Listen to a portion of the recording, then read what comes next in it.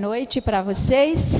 É uma alegria e um prazer mais uma vez estarmos juntos, sim, né? É a segunda vez que eu venho aqui na igreja do Ouro Preto.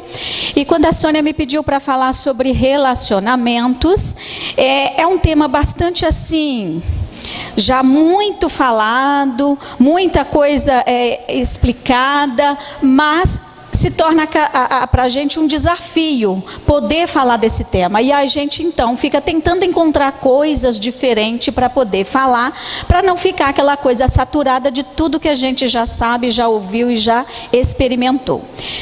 Quem me conhece de perto sabe que eu gosto de pegar algumas inspirações em alguns lugares diferentes. Né? Não que a palavra de Deus não seja a minha inspiração, mas porque quando eu vejo uma ideia, aí eu vou para a palavra de Deus para poder conseguir fundamentar aquilo dali, para poder a gente trabalhar um assunto. Então eu trouxe para você 50 tons de vermelho. Eu não vou falar sobre 50 tons de vermelho nessa entrada, mas ao longo da palestra vocês vão entender por que os 50 tons de vermelho. E a inspiração acabou vindo através desse livro, dessa pessoa que escreveu, e também depois esse livro se tornou um filme, e foram os 50 tons de cinza. E eu achei curioso, 50 tons de cinza. Cinza dá aquela ideia de algo misterioso, algo meio nublado, algo meio sombrio, algo meio assim, que não é para todo mundo. E eu resolvi assistir o filme. Quando eu assisti o filme, um ponto me chamou a atenção, e esse ponto foi que então veio a inspiração para poder trazer esse tema. É a história de um rapaz e de uma moça. Ele muito rico, executivo bem-sucedido, ela uma pessoa simples, ele mais poderoso, parecendo mais forte, ela mais frágil. Quando ela vai fazer uma entrevista com ele. Nessa entrevista, ela, ao começar a entrevista, percebe que não tem uma caneta. Como que alguém que vai fazer uma entrevista não tem uma caneta ali para fazer algumas anotações? O rapaz, esperto que era, percebeu a falta nela e ofereceu a caneta. E aquilo me chamou a atenção. A necessidade dela naquele momento era de uma caneta. No entanto, o que estava por trás não era apenas uma necessidade. A necessidade é aquilo que apareceu em forma de caneta. Mas o que estava atrás era a demanda que ela tinha como ser humano e como estrutura de ser humano. Uma pessoa frágil, simples, com dificuldades na vida, a sua demanda era de amor. E através daquele rapaz entregar para ela uma caneta, ela sentiu nele alguém seguro, alguém preparado, alguém que tinha algo para oferecer, e supriu a necessidade dela. Aquilo me chamou a atenção porque muitas vezes as nossas necessidades são satisfeitas sem a gente levar em consideração ou ter noção do que está por trás daquilo que a gente tanto precisa, que às vezes é apenas um bombom, às vezes é apenas um abraço, às vezes é apenas um afeto, às vezes é uma xícara de chá ou de café, às vezes é alguma coisa, mas o que está por trás disso daí? E aí então me veio a seguinte questão, que vem pela psicanálise inclusive, e o próprio livro Desejado de Todas as Nações, escrevendo na sua introdução ali, ele fala sobre uma falta estrutural que tem dentro de todo ser humano. Que falta estrutural é essa? É um buraco na existência do ser humano. Um buraco como falta colocado. Porque um dia perdemos o paraíso, um dia perdemos a presença de Deus. E Deus permitiu que essa falta se instaurasse no coração do homem, para que o homem tivesse a busca por algo para preencher essa falta. E Deus esperava com isso que, na busca do preenchimento dessa falta, o ser humano encontrasse Deus, o único capaz de preencher a falta do ser humano, segundo está escrito no livro O Desejado de Todas as Nações. Mas é interessante que Freud, na psicanálise, criador da psicanálise, ele também reconhece essa falta estrutural no ser humano. E a gente está sempre, o tempo todo, tentando suprir essa falta. Mas o interessante é que a falta estrutural que nos move acaba definindo a carência do vazio do nosso interior. Se existe uma falta, se existe um buraco na nossa existência, existe um vazio. E esse vazio precisa ser preenchido. Quanto maior esse buraco, quanto maior esse espaço aberto em nós, maior é a nossa carência, maior é a necessidade de coisas para suprir essa carência. E aí é que mora o perigo. A moça do filme bastou uma caneta para que ela já se sentisse atraída por aquele rapaz. Porque ela sentiu nele uma segurança, sendo que nela havia insegurança como pessoa, fragilidade como pessoa. Então, quanto maior o buraco, maior a necessidade de coisas para preencher essa carência e esse vazio. E às vezes, basta um ponto no meio do caminho para que alguém se derreta.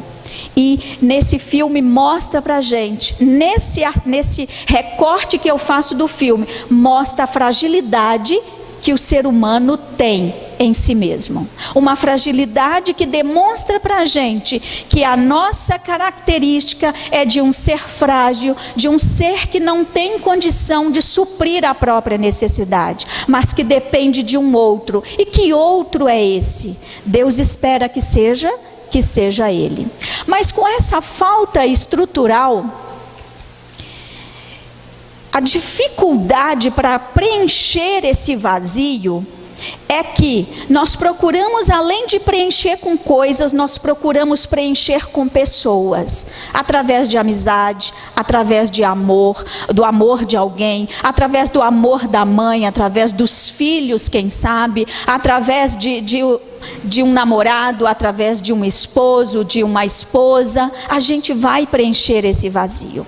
Só que quando nós estamos na presença do outro, a nossa falta pode ser aumentada ou diminuída.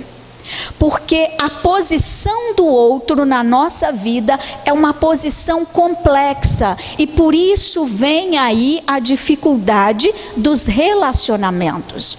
Porque um ser humano pode contribuir para preencher um pouco da falta da existência humana. Mas a posição do outro é uma posição complexa, porque a posição do outro é o limite da minha vida.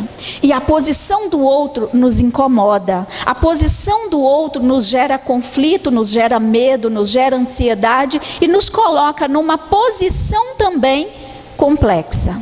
Porque a posição desse outro no movimento da vida, ele acaba sendo uma barreira, sendo uma barra que coloca limite à minha forma de agir.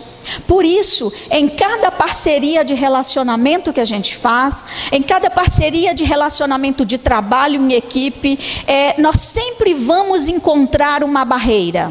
E essa barreira é a posição do outro. Porque se alguém fala alguma coisa que vá de encontro a uma questão minha interior, eu me sinto machucado, eu me sinto ofendido, eu me sinto desestruturado, eu me sinto mais ansioso, eu me percebo uma outra pessoa. Então a posição do outro se torna complexa porque ela é uma barra na minha própria posição de me relacionar com o outro. E é interessante também que a posição do outro, ela vai sinalizar para a gente a todo momento, como barra, ela vai sinalizar para a gente até onde eu posso ir com o outro. E o livro 50 Tons de Cinza nos demonstrou que a posição daquele rapaz na vida daquela moça, ela permitiu que a posição dele invadisse a vida dela. A posição foi tão complexa que ele invadiu a vida dela. E ela se permitiu deixar que ele suprisse as suas necessidades. Sabe lá com que ela não sabia. Ela foi descobrindo ao longo do tempo. Isso me faz pensar na dificuldade que nós temos de nos relacionar uns com os outros e inclusive de nos relacionar com a maior pessoa desse universo, que é Deus. A nossa relação com Ele fica comprometida, porque enquanto em 50 Tons de Cinza nos oferece uma proposta de vida, ali referente à sexualidade, mas simbolizando aquela história simboliza a nossa vida nesse universo, com uma proposta e um estilo de vida que a cultura nos oferece, que o mundo nos oferece, que as vivências do dia a dia nos oferece, como um estilo de vida que muitas vezes não combina com o outro estilo de vida, que é o estilo que Deus oferece para a gente. Então, queridos, a posição do outro é uma posição complexa, sim. E não é à toa que a gente tem tantos problemas de relacionamento, uns com os outros e inclusive com Deus. Às vezes a nossa posição em relação a outro é uma posição doentia. Às vezes a nossa posição em relação a Deus é também uma posição doentia. É interessante que a posição do outro, colocando barra, fazendo barra em nossa vida, sendo uma barreira em nossa vida, a gente vai entender que essa barra é importante. Por quê? Essa barra são os limites que a vida requer ser colocado diante de mim em relação a outra pessoa. E se existe limites, eu fico assim preocupada, porque naquela história, aonde ficou os limites daquela moça em seguir adiante com o estilo de vida proposto por um rapaz lindo e maravilhoso? Eu fico pensando aonde estão os limites que são impostos à nossa vida e que deveria seguir de uma forma natural em nossa vida em relação as vivências que temos, nas amizades, na família, nos casamentos, na relação com Deus. Aonde vai esse limite? Há pessoas que, não permitindo ser colocado esse limite, essa barra na posição do outro, eles matam em nome de Deus.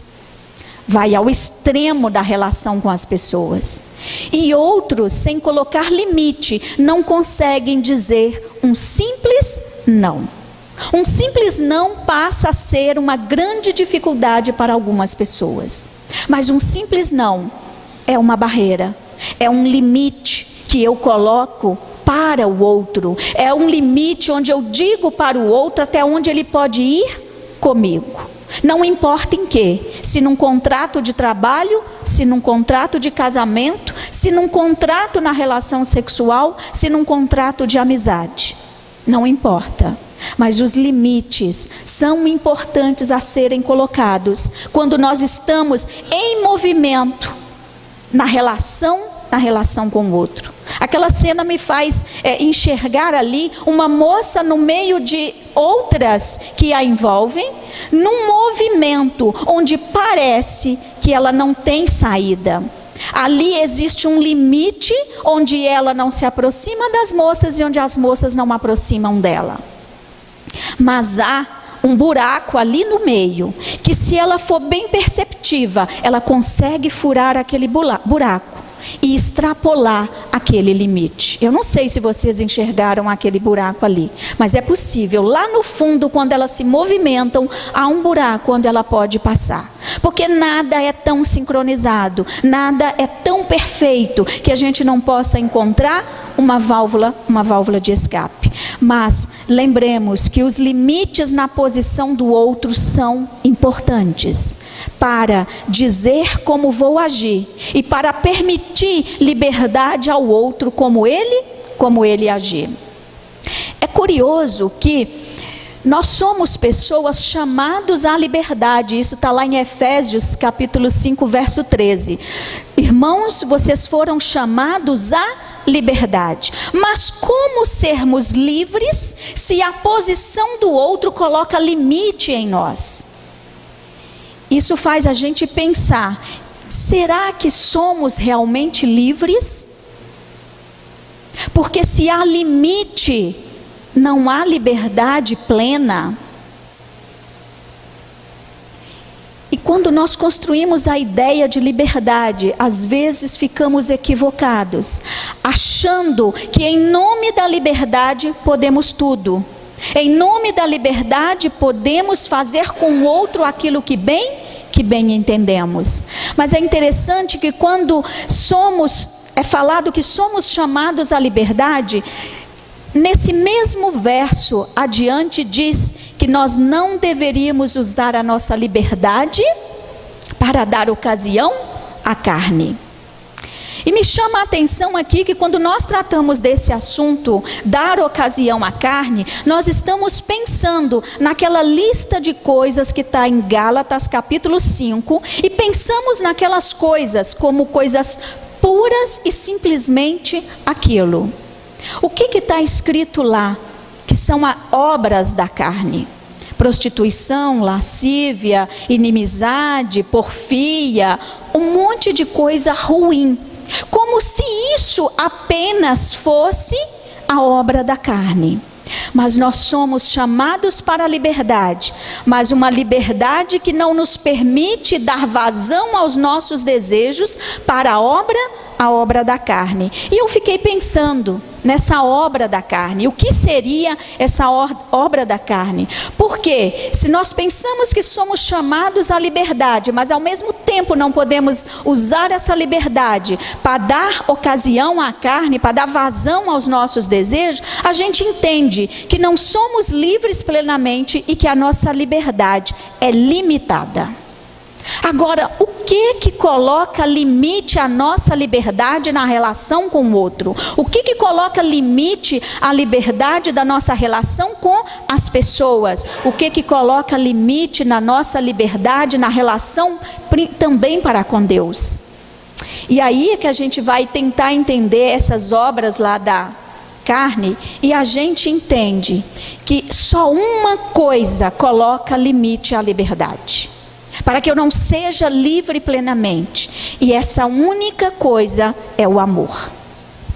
O amor é a única coisa capaz de barrar a nossa liberdade, para que não sejamos livres plenamente. Porque se assim formos, nós trataremos o outro com os desejos da carne. Nós trataremos o outro como um objeto para dar vazão às nossas questões, dos nossos desejos mais íntimos. E quando eu falo desejos mais íntimos, eu não estou falando apenas das questões sexuais, mas eu estou falando das questões agressivas da vida. Eu estou falando das inimizades, eu estou falando de muitas outras coisas. O amor aqui é a única coisa capaz de colocar limite na liberdade. Só que quando a gente pensa em amor, a tendência é a gente pensar no amor assim como ele é explicado no grego. No grego, amor é sentimento. No hebraico, amor não é sentimento. No hebraico, o amor tem o sentimento, contém o sentimento, mas ele não é o sentimento.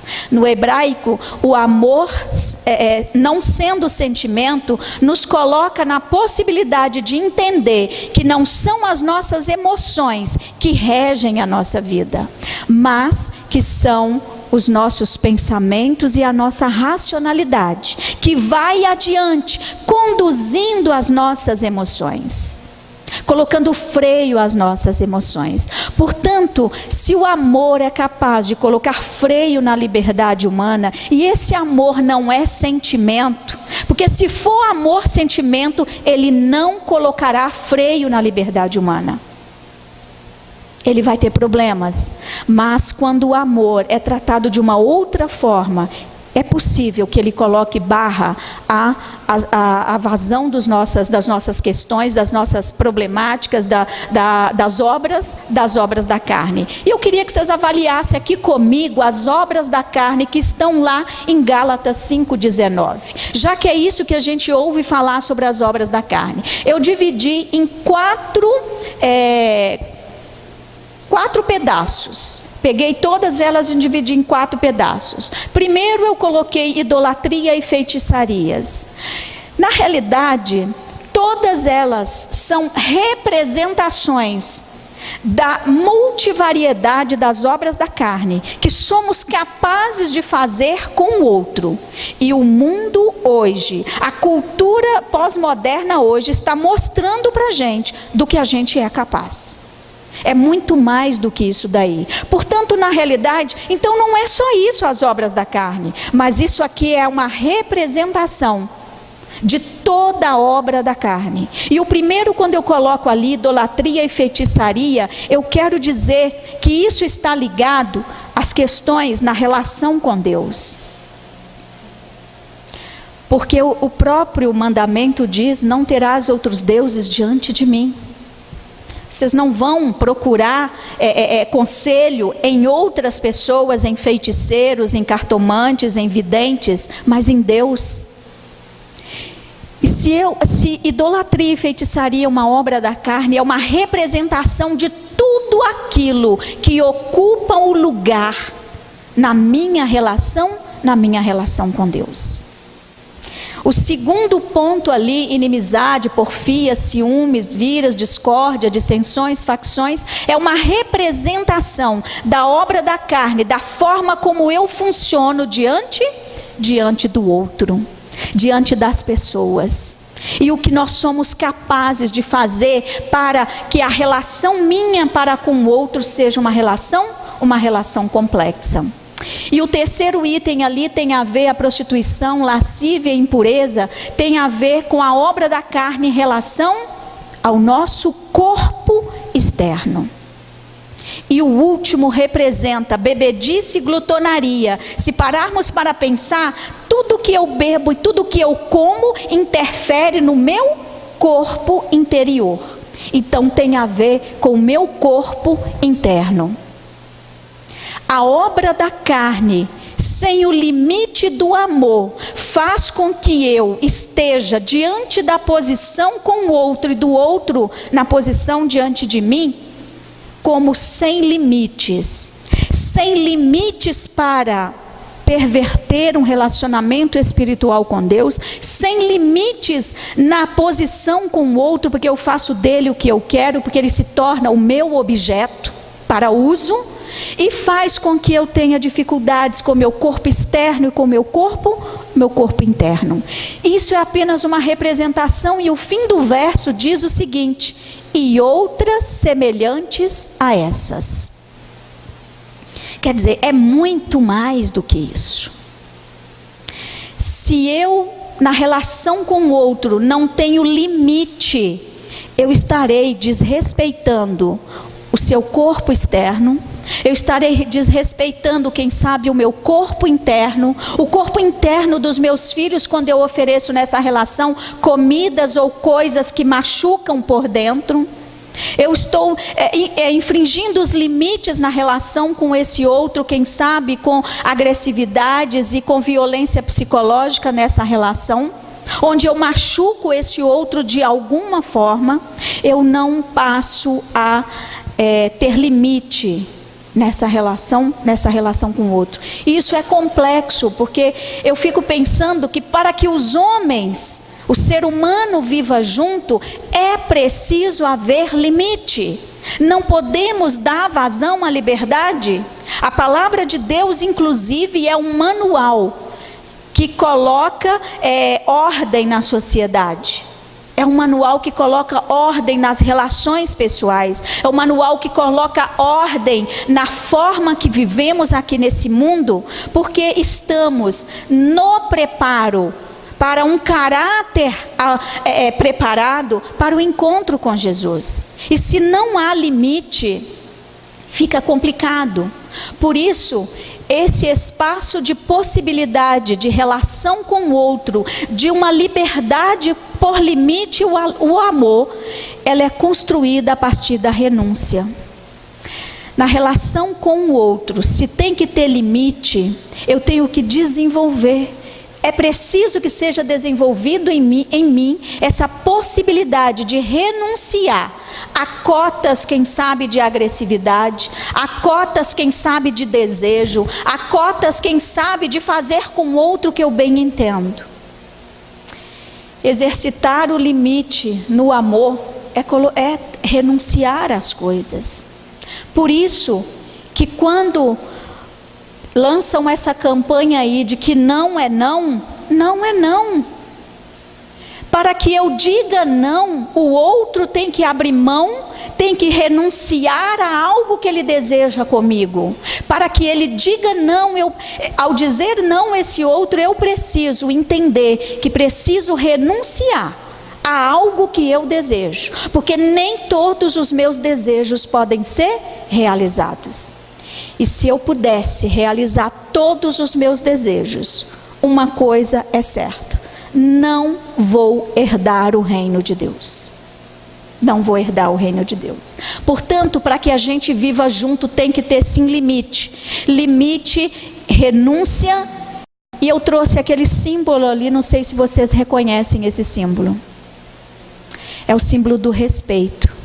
Amor, muito mais do que sentimento, é reconhecer no outro que ele é um ser humano, que ele é filho do mesmo que te criou, que ele é seu irmão, que ele é a pessoa que convive com você e que merece ser cuidado, merece ser, dar atenção, merece a nossa amizade, merece o nosso carinho. Apenas por ser humano ele já merece tudo isso. Se eu, Cibele, mereço alguma coisa ou não, não importa. Como ser humano, eu mereço respeito. Você merece respeito. E se isso não é feito, se eu não exercito o amor de Deus na minha vida, eu não terei respeito para com as outras pessoas. Portanto, eu posso dizer que amor é respeito. É renúncia, é abrir mão de alguma coisa para que o outro seja feliz. Sabe, queridos, os 50 tons de vermelho estão em cada gota de sangue que Jesus derramou por nós.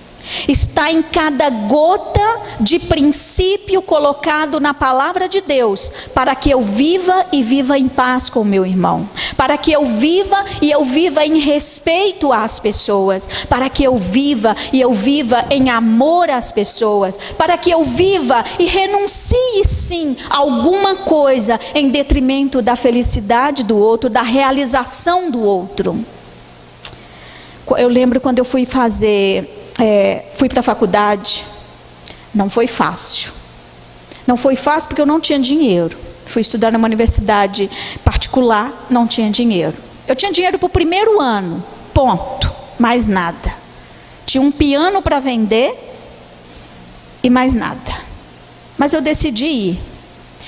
Os meus filhos tiveram que renunciar a roupas, meus filhos tiveram que renunciar a tênis bom, e eles estavam na adolescência, entrando na adolescência. Meu marido teve que renunciar a outras coisas também, inclusive tempo, que às vezes eu não tinha para ele teve que renunciar. Por amor a mim, eles renunciaram. O que eu sou, eu devo aos meus filhos, eu devo a Deus, que me conduziu nesse processo, inclusive na relação da faculdade, conseguir estudar 5 anos de faculdade, com aula no sábado, sem frequentar as aulas no sábado. Deus foi muito bom comigo. Então nós estamos o tempo todo renunciando para a realização do outro, para o cuidado do outro, para o amor ao outro. Hoje, como psicóloga, eu trabalho no CTI.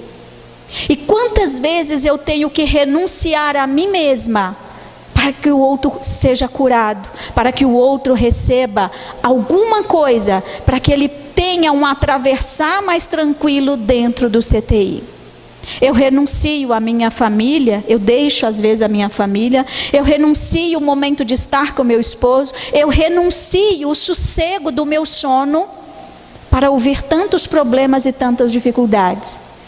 Mas é gostoso quando a gente encontra alguém dentro do trabalho da gente e olha bem nos olhos e diz: Cibele, eu percebo que você faz o que você faz, porque você ama o que você faz. Isso é visível nos seus olhos. Isso é visível naquilo que você faz aqui. E muitos pacientes retornam para agradecer. E eles vêm trazendo presentes. Presentes às vezes simples, mas que tampam um pouco esse buraco dessa falta. Que é uma demanda também de amor. Porque somos seres frágeis, desestruturados, complexos, difíceis. Mas que supre um pouco, ajuda a preencher esse vazio da alma, ajuda a dar satisfação naquilo que eu faço. Cada gota do sangue de Jesus foi para que você tivesse com Ele um relacionamento puro, um relacionamento de liberdade, onde Ele renunciou por você, renunciou à glória, renunciou ao trono, renunciou a estar no céu para viver na terra como viveu. Ninguém merece viver como Ele viveu, nem morrer como Ele morreu. Quem merecíamos éramos nós, mas Ele renunciou por nós. E eu gostaria que vocês pensassem daqui para frente, em cada gota de sangue, para que Ele tivesse relacionamento pleno com vocês. E Ele não nos deu liberdade plena após o pecado, para que a gente não desse vazão às obras da carne. Antes tínhamos liberdade plena, depois do pecado não. Foi preciso colocar limite. E às vezes não entendemos porque hoje, ao educar os filhos, na relação com os filhos, não colocamos limite nos filhos. Nós ajudamos os filhos a entender que liberdade se pode tudo, que liberdade é fazer o que bem entende, é falar o que bem entende e fazer da forma como bem quer. E temos medo de colocar limite no outro. Mas se eu colocar limite no meu namorado, quem sabe eu vou perder esse namorado. Dê graças a Deus se você perder, porque é na imposição de algum limite que você vai conhecendo as pessoas, porque é nessa imposição de algum limite que você vai percebendo a falta estrutural que está naquela pessoa. Aquele rapaz do filme, esperto como ele era, ele sabia que aquela moça era alguém que ele podia preencher uma falta e podia fazer com ela o que bem quisesse, porque frágil como ela era sugestionável a qualquer proposta. Então, queridos, precisamos tomar cuidado e olharmos para a palavra de Deus com humildade, porque cada ponto da palavra de Deus é uma expressão de como Deus deseja que a gente se relacione com Ele e com os outros, em espírito de renúncia, em espírito de liberdade com limite, limite com amor e com respeito ao outro. Por isso ele diz: bem-aventurados os humildes de espírito. Não é bem-aventurados os pobres, é os pobres de espírito. Mas não é os pobres de espírito que não têm sabedoria, não são os ignorantes que são os felizes, os bem-aventurados, mas é aqueles que sabem reconhecer qual é a sua posição em relação ao outro e consegue reconhecer a posição do outro quando ele te coloca algum limite. Sabe reconhecer a posição do outro quando ele lhe diz alguma coisa. Saber reconhecer a nossa posição é muito importante. Podemos ser tremendamente famosos, tremendamente poderosos, tremendamente conhecedores e cheios de títulos e mesmo assim sermos humildes. Porque sabemos que nem tudo sabemos, que nem tudo podemos e que nem tudo o que queremos é possível satisfazer. Ser humilde de espírito é algo muito nobre e muito confundido na presença do outro. Se o teu irmão pecar, é uma outra gota de um tom de vermelho que Deus coloca na sua palavra. Se o teu irmão pecar, como é que você deve fazer? Vá até ele. Não fique falando dele. Porque do mesmo jeito que você fala dele, outro falará de você. A posição que a gente se coloca em relação ao outro faz com que o outro também se coloque na mesma posição em relação a mim. Quando eu escuto alguém falando mal de outra pessoa para mim, eu fico tranquila, porque eu já sei como essa pessoa vai me tratar. São pistas que eu tenho. E às vezes a gente lê a palavra de Deus e não compreende o que está por trás. Não é apenas ir lá e dizer à pessoa que ela errou, que ela foi mal naquela situação. Mas é ajudá-la a erguer daquela posição, quem sabe de humilhação. Mas ela se erguer e se colocar na mesma posição, no mesmo nível que nós, merecedores de respeito, de amor, de limite, de cuidado do outro. Mais uma gota do tom de vermelho do sangue de Jesus é oferecer perdão. E quantas vezes a gente fica discutindo o que é perdão, fica discutindo se merece ou não o outro ser perdoado. Ninguém merece. Se nós não entendermos isso, nós não seremos capazes de perdoar. Ninguém merece ser perdoado. Mas é não merecendo que Jesus nos perdoou. E é não merecendo que eu perdoo, porque quando eu perdoo o outro, eu libero a minha alma de lamentações, de aflições e quem sabe de falta de respeito até com o meu próprio corpo, que é capaz de adoecer quando eu não libero o perdão. Uma outra gota de sangue de Jesus é quando ele diz que nós somos o sal da terra. Como sal, a gente cuida do outro. Como sal, a gente perdoa o outro. Como sal, a gente ergue o outro à sua posição de dignidade como ser humano. Não é porque ele merece, porque Maria Madalena não merecia, porque Zaqueu não merecia, porque tantos outros não mereciam, mas Deus ergue essas pessoas e coloca essas pessoas em posição de dignidade. Como sal, precisamos dar sabor à vida das pessoas, e dar sabor à vida das pessoas é colocá-las na posição em que Deus quer que elas estejam, uma posição de dignidade, uma posição de cidadão do reino de Deus. Somos luz, e ele diz, essa é mais uma gota. Iluminar a vida das pessoas é a coisa mais linda. Se vocês nunca experimentaram isso, tente experimentar ser luz para alguém.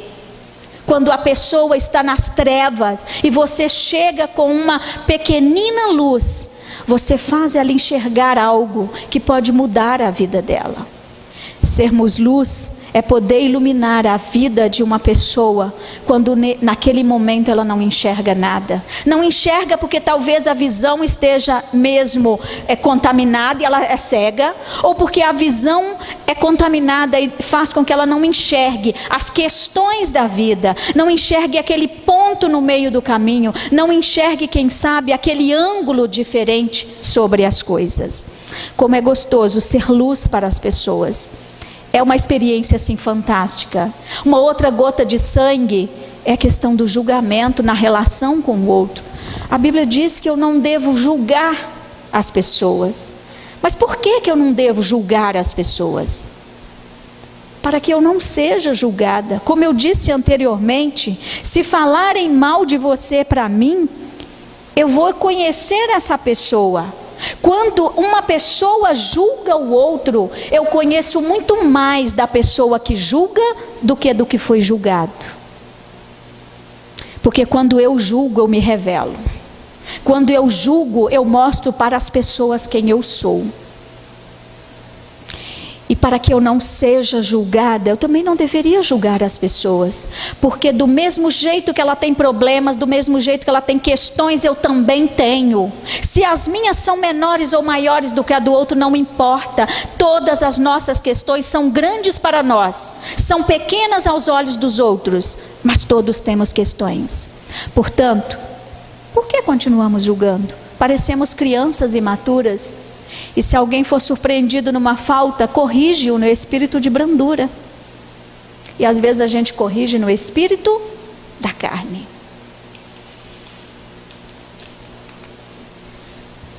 Outra gota de sangue é levai as cargas um dos outros, Gálatas capítulo 2. E aqui é uma das grandes dificuldades do ser humano em saber que liberdade não é levar todas as cargas dos outros. Mas existe um limite.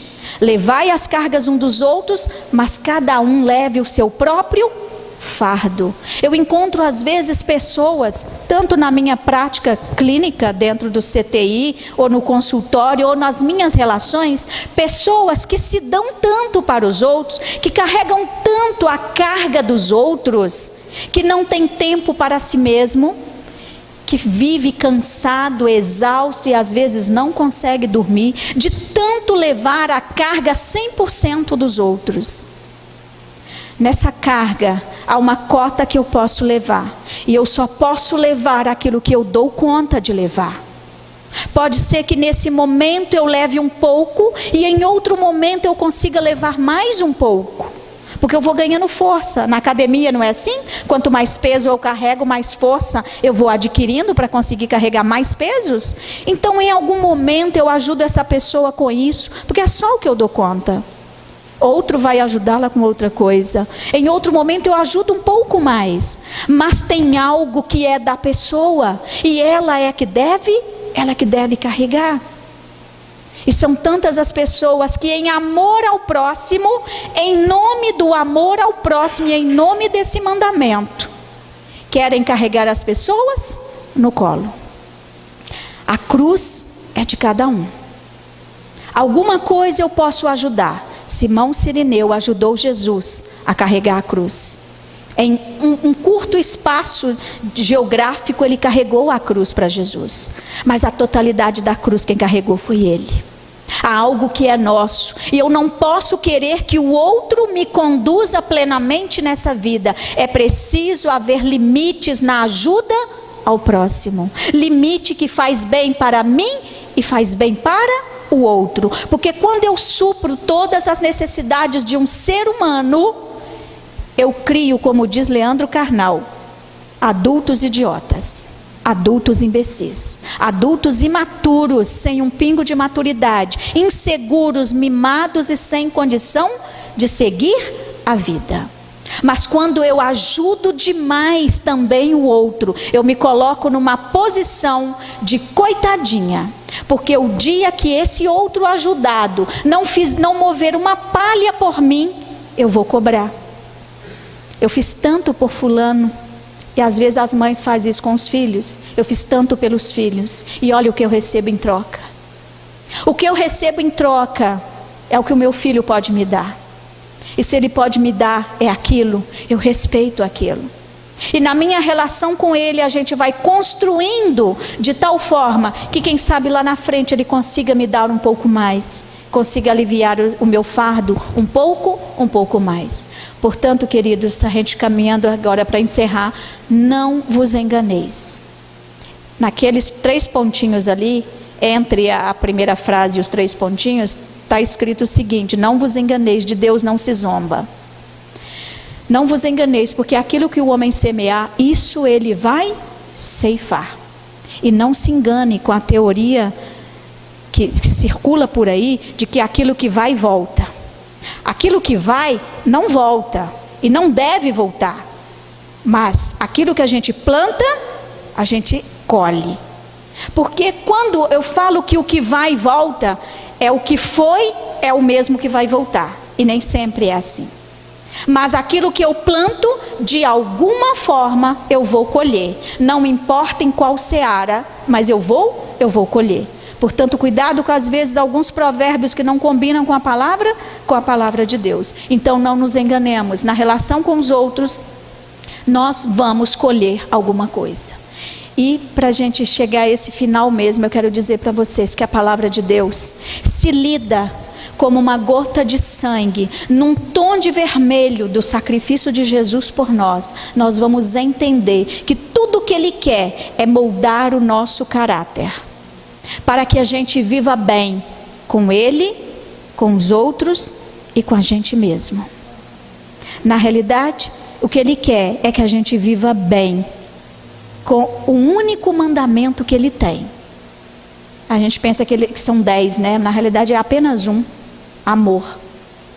Respeito para com Ele, pelo que Ele fez por nós, pelo que Ele ainda faz por nós. Respeito pelo meu amigo, pelo meu irmão, pelo meu esposo, pelo meu corpo, pela minha vida interior, por aquilo que eu faço com a minha própria vida. Moldar o nosso caráter para que a gente esteja pronto para o encontro com Jesus. E se de fato, lá em Gálatas diz, se de fato vivemos no Espírito, andemos no Espírito.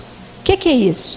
Viver coerente com aquilo que a gente fala e aquilo que a gente faz. Que a sombra da nossa vida, como ali a colher, a sombra não é um garfo, isso é incoerência, que a sombra da nossa vida possa ser coerente com aquilo que realmente a gente vive. Cristo decepcionou a esperança mundana de uma grandeza no Sermão do Monte.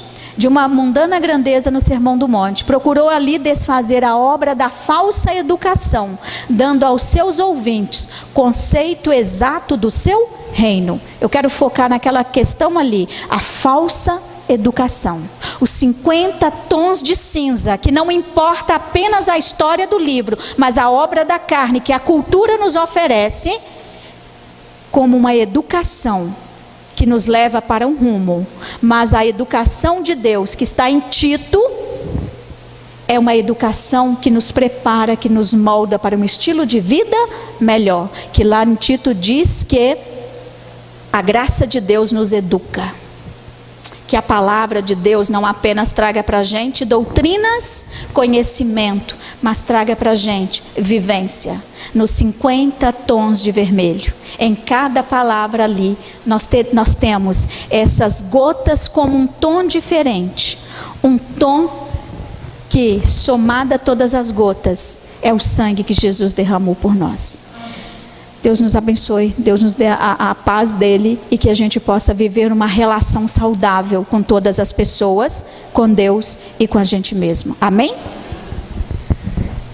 Nós queremos louvar o teu santo nome e agradecer ao Senhor por ter tido esse cuidado conosco, de colocar em nós esse mecanismo que nos faz voltar e nos movimentar para o Senhor, para te buscar, para preencher esse vazio da nossa alma.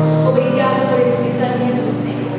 Tantas vezes confundimos isso e queremos tamponar o buraco da nossa existência com coisas, com situações, com passeios e viagens, quando na realidade todas essas coisas contribuem, mas sem a presença do Senhor, sem o Senhor do nosso lado, nada disso é completo. Ó querido Deus, ao nos relacionarmos com as pessoas, queremos aprender em cada tom de vermelho da tua palavra, em cada tom do sangue derramado pelo Senhor na cruz do Calvário. Queremos tomar essa palavra como manual de vida, como instrução de vida, como orientações para o bem viver neste lugar, a fim de nos encontrarmos preparados por ti, com caráter equilibrado, pronto para o encontro com Jesus. Amém. Dá-nos a tua paz, querido Deus, uma noite de descanso feliz, um despertar tranquilo e um movimento maravilhoso da tua presença ao nos encontrarmos durante a semana com os nossos amigos, colegas de trabalho, colegas de escola, nossa família, todas as pessoas que entrarem em contato conosco